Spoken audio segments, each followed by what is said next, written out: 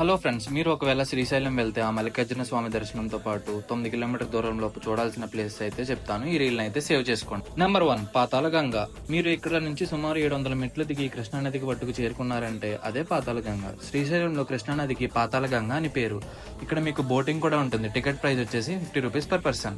Number 2, ropeway. Patala Ganga కింద నుంచి మీరు ఈ రోప్ వే ద్వారా 60 రూపీస్ టికెట్ ప్రైస్ తో పైకి అయితే వెళ్ళొచ్చు.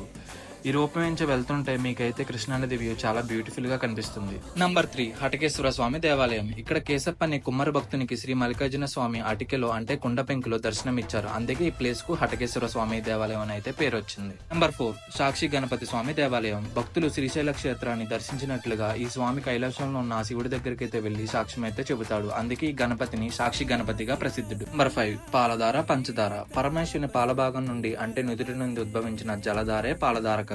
శివుని పంచముఖాల నుండి ఉద్భవించిన జలధారాలే పంచదారాలుగా పిలుస్తారు. ఈ వాటర్ అయితే ఇక్కడ చాలా మంది తాగుతారు అండ్ చాలా ప్యూరిఫైడ్ వాటర్ లాగా అయితే ఉంటాయి. నంబర్ 6, శిఖరం.